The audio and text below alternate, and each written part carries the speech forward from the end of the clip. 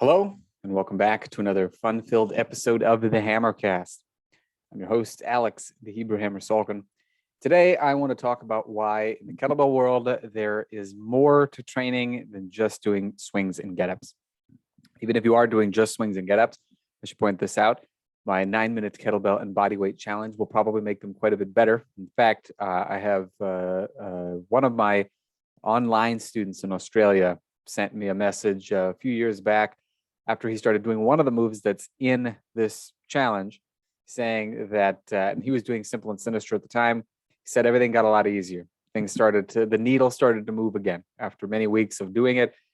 He started to see some progress again after a long time of being stalled out. So highly recommended. The whole thing is it's made of movements that are not only complementary to your training rather than complicating to your training, but they're movements that your body's made to do, namely gait pattern movements. So it's going to help touch every nook, cranny, crevice, and corner of your body and make it much, much stronger. And you can get that at 9minutechallenge.com. So go check that out, 9minutechallenge.com, and it is yours. But speaking of getting stronger, there is kind of this trend in the kettlebell world, at least my part of it, where people like to think that just doing swings and get-ups alone is sufficient to train. And I'm not the kind of guy who sets out to kill sacred cows and rustle jimmies or stir up controversy purely out of a penchant for causing mayhem. But I am the kind of guy who likes to challenge the unexamined, I hate to say the word dogma, but the unexamined dogma by poking, prodding, and posing the question, is this really the best or the only way? And when it comes to the wide world of kettlebell hoisting, I feel that it needs to be said that swings and get-ups ain't the end-all be-all. Now, before you light your torches, grab your pitchforks, and organize an angry mob to corner me in my humble homestead, or let forth an impotent, rage-filled screed in the comments section on your favorite social media platform, take a peek at this quote from Parks and Recreation. I'll set the scene. This is one of the best scenes in the show. Everybody's favorite cynical libertarian, Ron Swanson, goes into a diner and is disappointed by the steak they serve him, which prompts the following exchange with the waiter. Just give me all the bacon and eggs you have. Wait. I worry what you just heard was give me a lot of bacon and eggs. What I said was give me all the bacon and eggs you have. Do you understand? Now, the point is I worry that what you think you're going to hear is something different from what I'm writing. So here's what I am not saying. I'm not saying that swings and get-ups are no good. I'm not saying you don't need to master them. I'm not saying you can skip them altogether. What I am saying is you don't have to do them ad infinitum. They don't have to remain the sole and solemn focal point of your kettlebell training. And you don't have to do them to the exclusion of all other movements. And frankly, I don't think any of the above should be controversial. Yet for a lot of new folks who are just getting into kettlebell training, and even seasoned Giraviks, kettlebell lifters, swings and get-ups have been touted as this magical, mythical combination that will solve each and every one of your problems. As with anything, the truth is somewhere in the middle. So number one, swings and get-ups are the foundation. They're not the whole building. Years ago, now retired master SFG kettlebell instructor Jeff Newport wrote in one of his daily emails something that perfectly summed up my feelings about these two moves. And I'm paraphrasing, but in essence, he pointed out that there's no doubt that they're the foundation of all the rest of your kettlebell skills. But once you have a foundation, it's time to start building.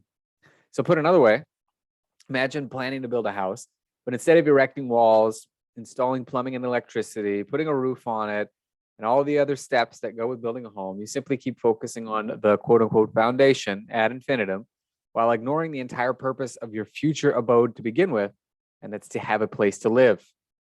Your body is where you're going to live until it's time to start knocking on heaven's door.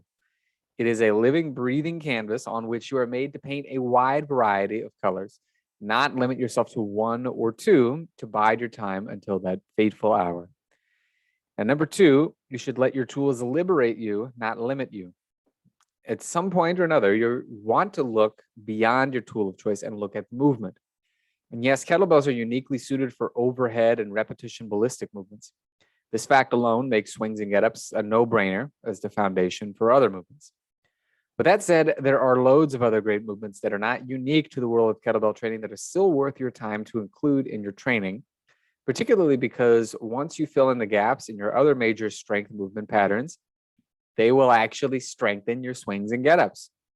So case in point, cleans will teach you the subtle art of taming the arc while bulletproofing your forearms, wrists, and even adding some size and strength to your back and buys. Not to mention, solid clean is a prerequisite for a big military press. And frankly, if you do enough of them, they can really help build up your forearms as well. Presses forge a set of deltoids so finely crafted, you'll get stopped at the supermarket under suspicion of smuggling melons under your shirt, and a set of horseshoe triceps that'll get you job offers as a ranch hand. A rows build a barn door back and shirt busting biceps that will not only make your tailor happy for all the new business he's getting, but will make your pull-up struggles a thing of the past. Front squats mold a mighty set of thighs, fist-proof abs that are ready for action at a moment's notice. What's more, the stronger your squats, the more powerful your ballistic kettlebell work will be, as you'll really be able to put every ounce of your lower body power to good use, hoisting aloft bigger and badder weights. Try doing this with sickly stick thighs. You're not going to get very far. Snatches. Now, as Pavel promised in his landmark book, Enter the Kettlebell, snatches will grant you, quote, android work capacity and the pain tolerance of an immortal. They are called the czar of kettlebell lifts for a reason. Nothing beats them. And these are only the major kettlebell moves. There are loads of other exercises worthy of your time, like high pulls, windmills, bent presses, jerks, hack squats, and a litany of other fun, productive movements out there waiting for you to harness them and put them to good use.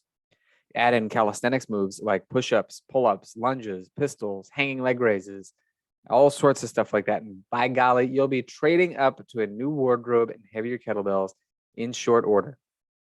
Now, number 3, training is neither a marathon nor a sprint. It's a relay. There's just no two ways about it. If you want to be specifically strong at something, and let's use ubiquitous swings and get-ups as an example, you must first be generally strong. In much less time than you probably think, you're going to wear out your body's adaptive capacity for any particular goal, like strength, or set of movements, like swings and get-ups, if you are not focusing on some of the other things your body's supposed to do. For this reason, it only makes sense to periodically switch up your approach and pass the proverbial baton to a different but complementary set of goals. So for example, let's say you've hit a plateau with your swings and get-ups. Why not spend 6 to 8 weeks focusing on, say, building some muscle and work capacity with push-ups, presses, rows, front squats, pull-ups, lunges, snatches, leg raises, all this other good stuff. And then pass the baton back to swings and get-ups for a few weeks to further deepen your skills. Now, lest you think this is quote unquote heretical or something, let me assure you, I'm hardly the first one to suggest it. Olympic lifting phenom Tommy Kono, the guy who literally wrote the book on O-lifting. He's got a book called Lifting Olympic Style. He set 26 world records and 7 Olympic records and is widely considered one of the most influential weightlifters of all time. And he used to alternate between periods of Olympic lifting practice with, brace yourself, folks, bourgeois bodybuilding to keep his body well-rounded and well-primed to tackle the Olympic lifts without accruing all the pointless and easily avoided injuries so many others succumb to. Now, you don't have to be a legend like Kono to make epic progress, but you might want to take a page or two out of his playbook. So to cut a long story short, life is too short and the list of cool exercises is too long to limit yourself to swings and get-ups ad nauseum, especially when your body craves and rewards a fuller, more balanced approach to training.